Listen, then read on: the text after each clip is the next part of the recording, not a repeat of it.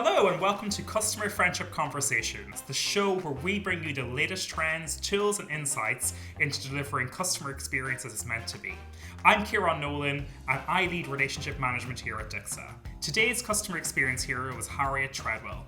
Harriet is Customer Love Director at Butternut Box, a company that prides themselves on putting the food back into dog food. Butternut Box create a personalised food plan specific to each dog and then deliver their product straight to your door. And here's the best part. Their dog food is of such high quality that Harriet actually eats it herself. More on that later. Customer love is a concept that pairs perfectly with customer friendship. Butternut Box are dealing directly with people's pets, so they really understand the importance of putting the customer experience front and centre. I can't wait to hear more. Harriet, thank you for joining the Customer Friendship Conversations podcast. How are you? Yeah, great. Thank you, Ciaran. How are you? Good. Yeah, good, thanks. Thank you for joining us, and we're excited to learn more about the great work that Butternut Box is doing today. So thank you for taking the time. So to kick off, why don't you tell us a little bit about you and what you do at Butternut Box? Yeah, no worries. So yeah, I'm Harriet. I'm the Customer Love Director at Butternut, and I've been with the company since January 2019, so a little over 4 years now. When I joined, the Customer Love team was around 10 people, and now we're getting up to around 65 to 70 people across 5 different markets. So it's been a really exciting growth journey over that period of time. So many different changes, new things that we've released, new team members that have joined. Yeah, it's been an absolute whirlwind, but so enjoyable as well. And we've been partnered with DICSA for the past 2.5 years or so. Can't speak highly enough of the work that we do as a partnership together. Oh, thank you. Well, we love working with you as well, and I always say there's nothing better than visiting your office here in London. It's always an uplifting experience, not just because of the dogs around the office, but also it's very obvious that you there at Butternut Box have created just an exceptional working culture, which is always super, super nice to see. So a little bit about Butternut Box. Why don't you give us the high level? What is Butternut Box for those of us who don't know it? Yeah, absolutely. So Butternut Box is a direct-to-consumer fresh dog food company. So what we do is collect the information about your dog. So let's say you put into our website that you have a Jack Russell called Willow and she weighs 7 kilos, for example. We will calculate and work out exactly which food Willow needs, and we'll send it to you perfectly portioned on delivery, and it will come to your door as regularly and as often as you need it. Our dog food is made completely fresh, so it's all human grade ingredients. We use lots of different meats, veggies, vitamins and minerals. It's a complete dog food, and essentially it's a new category in the market. So you already know probably dry food, so kibble. You also know like wet food, so tinned food, and maybe raw as well. But this is a completely new style of dog food, which is fresh. So we cook it like you would at home, and send it to you frozen. So it locks in all of the goodness, and it's really great for dogs. We started about 7 years ago with our co-founders, Kev and Dave, originally cooking for Dave's dog, Rudy, who unfortunately couldn't stop farting. And she had really bad stomach issues. So he started cooking for her at home and realized the benefits. And obviously so many dogs thereafter have now benefited from our food as well. So it's a great company to be a part of, really putting the care back into dogs and knowing that dogs deserve better. And what I love is your team actually taste test the food, right? Yeah, exactly. I've been at a few events before where I will introduce myself and then say, I'm Harriet and I eat dog food. But it's totally true. So every recipe that we've ever made is totally fine for humans to eat. Like I said before, it's all human grade ingredients. So we know exactly where everything has come from. My personal favorite is the turkey recipe, gobble gobble turkey. It's actually really nice. So what our food looks like is kind of like minced meat or different proteins. So we have a plant-based recipe and a veggie recipe, and then there's just lots of vegetables in there. So it kind of looks like a shepherd's pie, for example, but without the potato on top. So it's genuinely really nice. I'm not lucky enough to have a dog just yet, but my friend Maeve has a lovely little dog, and I have seen the dog really enjoy Butternut Box. So yeah, it's really cool. I guess thinking back to Harriet when you joined the organization, what was your approach to customer friendships? You are recognized here in the UK, but also across Europe and gaining traction globally as an organization who has just an exceptional level of customer experience. So, starting out, what is the approach, or what was the approach to customer friendships that the business undertook? Yeah, I mean, it started right from the get go, like right from the first customers that we ever fed, the dogs that we fed. We just really tried to get to know them personally. A lot of what we do is around personalization. Every dog is very different. You know, you meet anyone in the park who has a dog and they'll tell you all the different things that make their dog unique. And that's something that we've always tried to harness right from the beginning, is just really understanding your needs as a pet parent and understanding your dog's needs. And that could be at any touch point throughout the journey. So, if you're just becoming a dog owner for the first time, you're getting your first puppy, you have no idea where to start, or you might even be a breeder. Everyone who has a dog is kind of at a different stage. So what we've always tried to do is understand what your needs are, how much support you require, and then match that with your journey in the account, with talking to the customer love team from signing up. And then just showing a level of genuine care and human nature. If you're calling us up to let us know that your dog has been really unwell and he's been at the vets, for example, not just doing what you've asked us to do, might be change your delivery day, but also just showing that we actually do care about your dog too, and asking how he's doing, if there's anything we can support with. It's something that's ingrained in everything that we do, and we've always believed that that's the right thing to do, and we'll always follow through with that. Yeah, I really love that, and it's just so obvious when you see social posts, you talk to friends, look at your trust pilot. That really does ring through, and even just from meeting your team, there's a genuine passion, love, and care for the work they're doing, which is just so lovely to see. And I guess off of that, what I'm really interested in, I know our listeners will be interested in, is your approach. It's the customer love team. It's something that Kevin Dave created because there's many different names for kind of customer service teams now. You've got customer care, customer support, customer delight, customer happiness. Ours is all based around one of the phrases that we have and one of our values, which is doing everything for the love of dogs. And most pet parents that you speak to, anyone that has a dog, truly loves them. And that's what we wanted to try and get across with this team, that it's not just something that we don't deal with customers. We don't have agents on the team. We have team members who help people and show genuine care and love to you and your animals.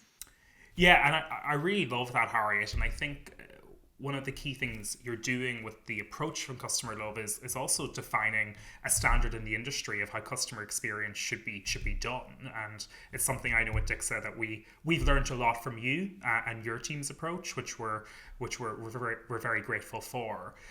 And I guess a key thing in the kind of journey of your customers is also being there for your customers at those very difficult times that they may face in their journey of being a dog owner. So perhaps you could tell us more about what you do there.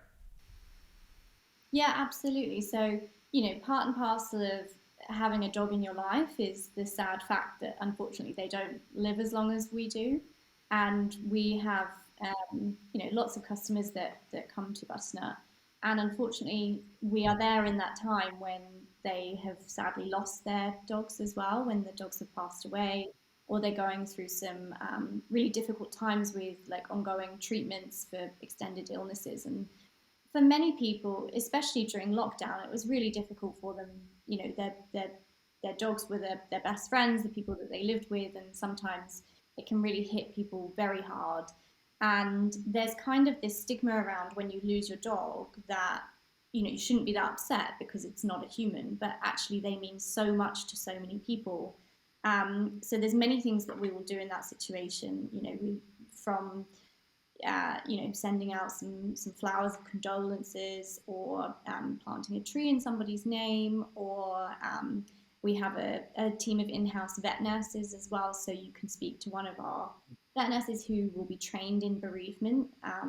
So you have people to speak to, and for us, again, it's, we're not doing something because, we're hoping that you purchase more from us, or you recommend us to friends or anything like that. It's because you've been there for us and supported us by, being a customer of Butternut. It's only fair and it's only right that we're there for you and we support you when you need us most. And I think that really touches on, we're talking about customer friendship here, but if you take the word customer away, what do you look for from a friendship? And that is somebody that is going to be there for you when you need them, that shows you compassion and kindness, somebody that understands you and knows what's going on in your life. And they're all the things that we try and harness when our customers need us the most. And it's something that we're passionate about doing. And for our team as well internally, it's a nice thing to be able to do something for somebody. You always get that good feeling when you help somebody else out in need. And our team do have difficult conversations with people who are going through a really tough time. So for them to be able to support that customer and be able to do something nice is not only great for the customer, not great, but it's not only like reassuring for the customer, but it's also really reassuring for our team. And our team's happiness is just as important to us. So we have a really structured onboarding and learning and development plan. And so we have lots of different courses and materials. We actually, as a whole company, offer a learning and development budget for every employee for the year. So it's quite a significant fund that the team can use for whatever they would like to be spending that on to help their own career development.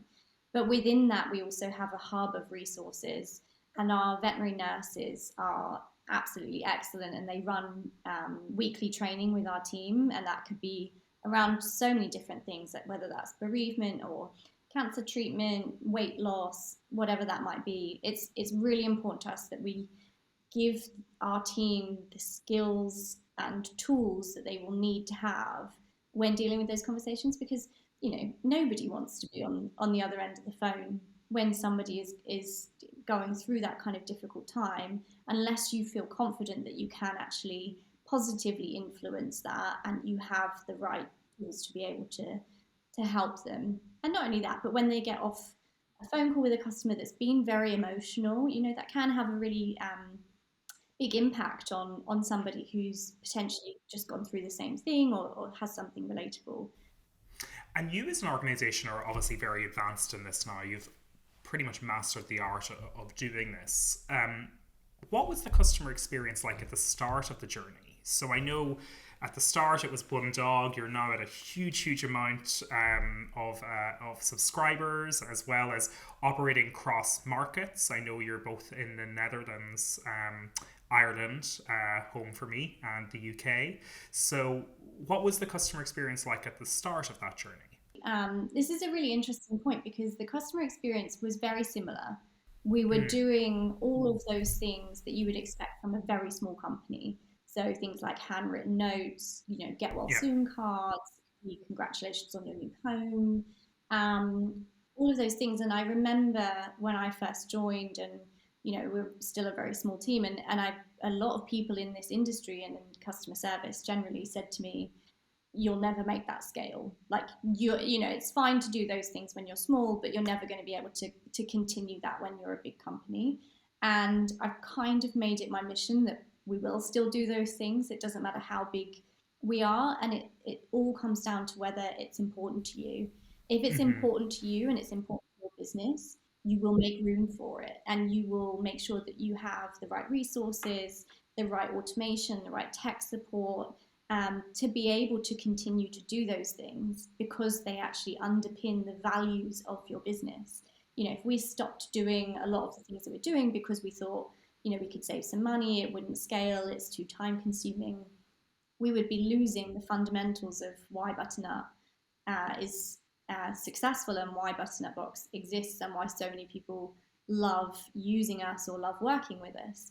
So it's important to just make the time and make space to continue to do those things. And when you're thinking about, your next market, your next 50 people on the team, the next system that you're going to use, the next CRM, you need to weigh up what your priorities are. And if they are doing those small touch points, the delight moments, the being there for your customers, you have to make sure that you're setting yourself up correctly to be able to scale those things. Yeah, so it's just something that if you're doing it at the start and you want to continue it, then you make room for it. Mm. And you've obviously, in Butternut Box, has obviously realised that this will help you, have a competitive edge in the market. I know a lot of our listeners here today will be thinking about, oh, I need to get more time with tech. I really wish I could get into the HR team to help with culture. I wish I could get a different delivery driver or delivery driver company. For you, you obviously, to achieve what you're looking to achieve, you must have strong relationships with your cross-functional partners. Is that fair to say? Yeah, absolutely. It's imperative to, I think, everything that we do at Butternut. Yeah. Sometimes customer experience will sit within like a marketing team, and it's a group of people that are probably usually one step removed from the customer. They're not actually speaking to people, they're not actually interacting or engaging, except for maybe doing some surveys or some user testing. And I think the way that we have built on this is something that we've developed over the last couple of years, but it all came from something called Stage 5 Thinking, which was a TED talk, I think, by Dave Logan around tribal leadership. And it was essentially what it's saying is like the group culture is set by a few individuals who have the loudest voices. So if you have people who don't really want to improve things, they're quite negative about things, that will generally be the group feeling because they're the loudest voices.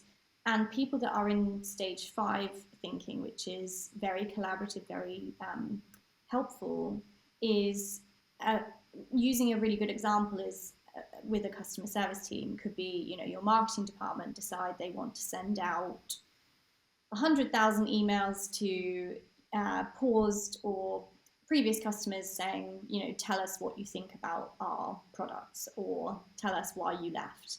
Which loads of marketing teams do. Yeah, but the first response, your gut feeling as customer service is like, oh God, don't do that because it's going to create so many conversations for us. The customer's going to get in touch, we're not going to be able to handle it. And it's all that type of conversation and that type of narrative that you're then having with your marketing team is very negative. It's very, I'm going to put blockers up. And so what happens is your marketing team stop asking you and they stop telling you that they're going to do things and they just start doing them because you block them. And so what we've always then tried to do is turn that around a little bit in terms of, okay, how can we help? How can we support this better? Actually, you'll get a better response rate if you send it on a Sunday morning versus a Wednesday evening. Maybe we could help set up this Typeform or website where you can get the responses back in. We're happy to then code it to sentiment. It's basically being like, how can we be more helpful to you and your team? What can you take from us that's actually going to help improve your journey? And therefore, it improves our relationship with that team, and they're more likely to come and ask you for information, for support. I think it's that top layer that really needs to be committed to understanding and listening to that customer journey first of all, and you need to try and push that as a priority onto other teams if they're not listening. No, really, really. And even for me, having visited your offices, I sat one day and I actually enjoy doing this in customer offices from time to time, where I just sit and work on a sofa for an hour between meetings. And just even the space, you couldn't tell which team was which. Everybody was working together, collaborating. Your office lends itself very well to that, but that obviously is something that is thoughtfully thought out as well, and a lot of work has gone to get the organization to that space of where me as an outsider, I was like, this is just one big team dedicated to making the lives of dogs better, which is super inspiring, and I think a lot of organizations could learn from that approach, which is great to see. So Harry, Butternut Box at its core is a technology organization as well, and you have multiple systems, CRMs, marketing platforms, data lookup tools and whatnot.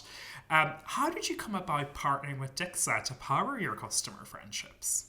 Yeah, so it was about 3 years ago now. We were previously using a very well-known big ticketing platform, and it just wasn't really sparking joy anymore for our team, for our customers.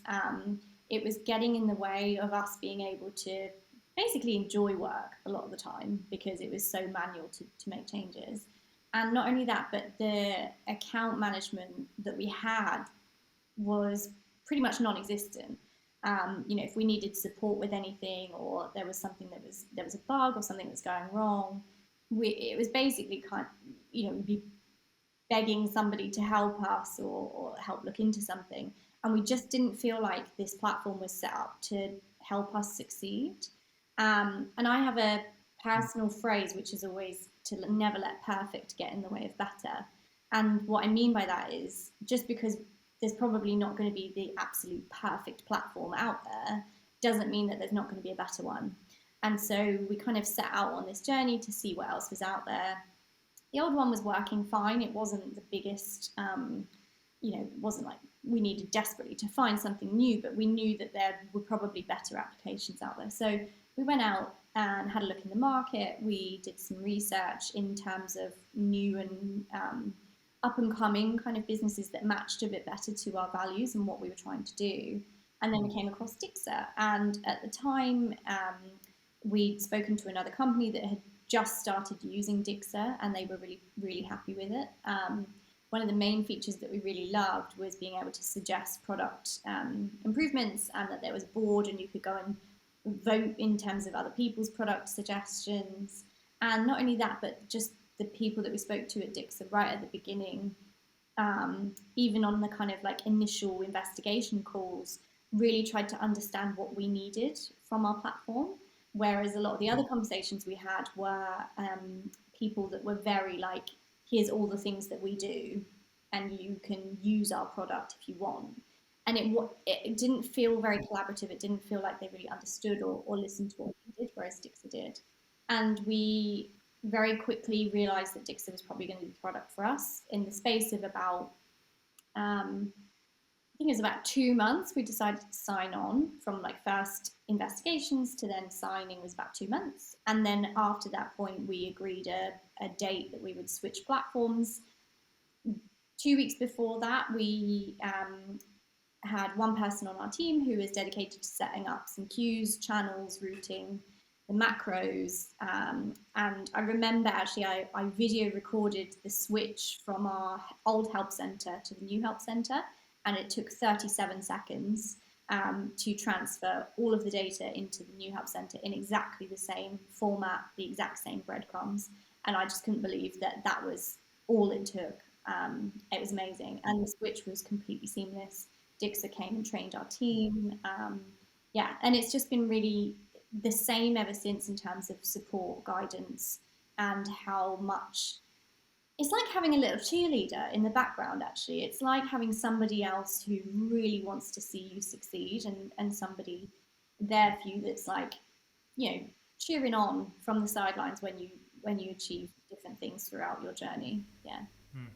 Yeah, it's really lovely to hear, and I think we're very glad you found us, and we love working with you and working with the team there. It's definitely a very collaborative effort, and we love to celebrate your wins as well, which is amazing.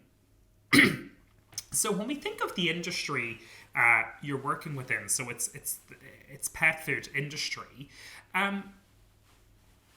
what would be the specific things you need to factor in as you're creating a customer experience team for the pet food industry?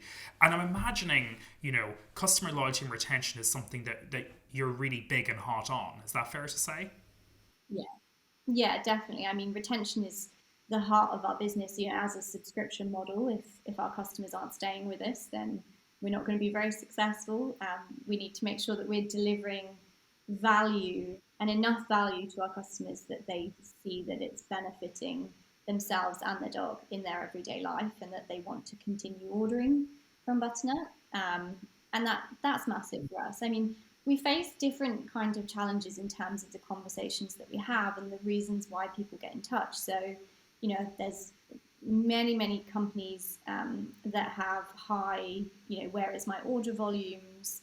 We don't necessarily have a lot of that because your Butternut Box turns up on the same day, every fortnight or every month, and you can track it through your app and that kind of stuff. So it's not, we don't have those kind of high volumes of inbound conversations that many other companies usually solve with a chatbot or something like that. We have a lot of conversations that are very specific and personal to each dog. And if, when you're feeding your dog, it's very different to feeding yourself, because you already know what you do and don't like, what things you should and shouldn't eat, how much you should be eating, what foods go together, that kind of stuff. But when it comes to your dog, you don't necessarily know that. So you need more guidance or more support for us to tell you how to feed your dog, how much to feed your dog, when you should feed your dog, all of those different kinds of things. So we have to make continuous improvements inside your account, on the app, in terms of our knowledge base. And a lot of that comes from us sharing that voice of the customer across the whole business. And the good thing about Dixa in that scenario is that we use a lot of things like tags, conversation counters. The data that we get from Dixa is absolutely fantastic, and we can overlay that with all of our different customer data as well. So we can look at how many customers who've just received their first box, who have a puppy that they've listed as a fussy eater, what kind of queries they're going to get in touch about, and how long after they've signed up can we expect to hear from them. And using all of that kind of information, you can then go right to the heart of that problem and solve it for the customer, whether that's in account, through email journeys. And there's so many of them, there's so many different things that you can look at. But Dixa helps us get to the ones that are the highest priority, the biggest cause of people getting in touch. And we're then able to make changes where our team are then involved, because they're the ones that have put these things forward through voice of the customer, through tagging. And then everybody feels like they've had a real involvement in improving the business, driving us forward, and ultimately making that customer experience better. Yeah. Like an amazing way to boost employee engagement morale as well, to be able to physically see what you're saying through the organization ring through. So definitely, I'd imagine there's challenges in that as well, because it sounds like it's very bespoke, and it kind of leads me on to my next point. Really interested to know, like, what's next for customer experience at Butternut Box. I think this is going to be obviously a big talking point, probably in lots of your conversations with people. But the Chat GPT is one of the big obvious ones. How we can utilize that alongside our customer team to be able to deliver quicker responses to customers when they need us most. And it's not about kind of like removing the human element of it. We want to be able to work alongside it. And, customers will very quickly, I think, start spotting and recognizing when AI is used to speak to them. It's obviously very good at what it does, but there are going to be things where it doesn't pick up on, and we're going to still need our team to step in and manage that kind of conversation. And also just being able to make sure that we're still learning from our customers. And if we're implementing something that takes away any of that learning or insight or rich data that we get, or genuinely just being able to have fun with our customers, we don't want to lose that. And so I think that the future for us is going to be finding the balance of making sure that we're using something that makes us more efficient, better at what we do, faster at what we do, but also maintains that what we like to call our tone of bark. So how we speak to people, and also the human touch and insights that we get from interacting with our customers. It's important that doesn't ever leave us. I love the tone of bark. It's so fitting, and gives me a good laugh every time. So really, what you're looking at is maintaining that amazing level of service, but perhaps using some technology and automations that are really coming to the fore in the market right now. And I know our team are working on significantly to really balance that out. Yeah, and I think after speaking to quite a few of my peers, it's something that can potentially be seen as scary for people, or causing some anxiety, I guess. Absolutely, or take over people's jobs and but just basically make what we do entirely redundant. And that's just not the case. I think what it means is actually we'll all just upskill, and make ourselves better at what we do. And whether that's us actually spending more time on more value add things that we can do Yeah. for our customers, if it's able to, help those that are just very simple queries who just need to find the answer very quickly, and are those customers that aren't too fussed about having a long conversation with you, then great.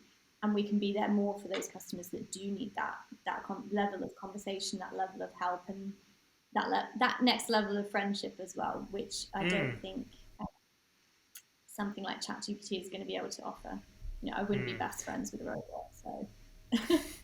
Okay, so we're going to move on to our quick fire round now. So I have three questions for you, Harriet. So we'll answer them as snappily as possible. So, Okay. first one. What do you know now that you wish you'd known at the start of your customer experience journey? Something that I really lean on now is taking the time to understand all of my team's individuality and all of their personality, and making sure that I'm never asking somebody to do something that isn't natural to them, isn't something that they would really want to be able to do, and making space for those personalities on the team, letting each other be their whole selves at work, thrive in that, and celebrating each person's individual natural skills and natural leaning to areas that they find very interesting. Yeah. Love it, and I can always tell your team love working with you, so that's amazing. Um, Harriet, how do you measure the success of customer friendship at Butternut Box? Probably three things. So the first one that we're obviously extremely proud of is our review ratings. So we hold a 4.9-star review rating on Trustpilot and Google. So that's obviously a big telltale sign. Our customer satisfaction scores. So we rate around 4.9 out of 5, which again, we're really, really proud of. And ultimately, I think team loyalty, team retention, how our team are engaged at work, how happy they are, are they staying, are they developing, are they moving into different roles, being promoted, that kind of stuff. Are we developing our team? And I think that's a big measure of the friendships that we have with our customers. No team member is going to want to stay on a team that doesn't care about their customers. One of the things that we always ask, and I'm sure many people also ask, is, why do you want to work in customer service? And I guarantee you every time it's because they say they enjoy helping people. And we need to make sure that we're giving our team the space and the tools to be able to go and do what they said they want to do, which is to help people, which is why we hired them in the first place. Yeah, I love it. And I love in your last two answers and throughout the episode, team just forms such an important part of what you're doing, your mantra, and that's really, really inspiring to see. Then the final one, given that you're so good at staying close to your customers, being with them in moments that matter and nurturing them and becoming their friends over the long term, what would be your number one tip to companies and organizations to get to as good as you are? I would say don't do something just for the sake of it. Don't give Yeah, out just it. like a free gift or money back voucher or something just for the sake of it because you think that will help. Try and understand what your customers want from you. I love that, and I always think of a personal example. I have a flower subscription delivery service from a big service here in the UK, and I got a call to say, "Hey, Ciaran, we've noticed you haven't had a delivery in 3 weeks, 4 weeks. I can't remember what it was." And I was like, "Oh, actually, thanks for the call. I'm moving house, so I'm staying at a friend's house, so I don't actually need them." And I was like, "Oh, I'll restart my subscription actually next week because I'm moving to a new house. Would love a nice set of flowers for when visitors come and whatnot." And they were like, "Oh, your next box is on us." I wasn't expecting it. I didn't. Of course, I wanted it, but it wasn't an expectation from me to get that. And I'm sure they don't do that with every customer, but it was just such a lovely thought that made my day. And I talk about it a lot now. I often reference it. So it's really, really lovely. So you're right. Don't just do it because you can do it. It's how you made them feel. And that free delivery of flowers for your new home probably made you feel like very special to them. That Yes, it really they did. really wanted you to stay, that they valued you, that they understood what you were about, and that's going to stay with you forever. And you would then always recommend, even if your next delivery goes wrong, they mess up, they take a double payment, whatever, you're going to be like, no worries, because you know that they already do nice things for you and that they already understand you as a customer, as a human. So yeah. But listen, Harriet, thank you so much for taking the time to sit down with us today. I've been looking forward to this for weeks now since we scheduled it. Really, really appreciate your time. Really admire what you and the team are doing at Butternut Box, and ultimately just want to say thank you for being a great friend to us, a great friend to me, and a great partner and customer of Dixa. It really is a pleasure working with you, helping you all achieve your vision and mission there, and we appreciate that a lot. Thanks, Ciaran. Yeah, it's been great to chat about it as well with you guys, and as ever, I'm always appreciative that Dixa exists and helps us to be better at what we do. Thanks for listening to today's episode of Customer Friendship Conversations. If you've enjoyed the show, then make sure you're following us on your podcast platform of choice. It means that you'll get notified each time we release a new episode, so you won't miss out on any of the other amazing customer friendship heroes we'll be showcasing in the coming months. Of course, a rating or review is a huge help to the show, so we always massively appreciate those as well. And if you're interested in learning more about customer friendship, then head to Dixa.com to discover everything you want to know about customer experience as it's meant to be. Once again, I'm Ciaran Nolan. This was Customer Friendship Conversations, and another gigantic thank you to Harriet Treadwell from Butternut Box for sharing her amazing insights with us. Remember, never let perfect get in the way of better. Until next time.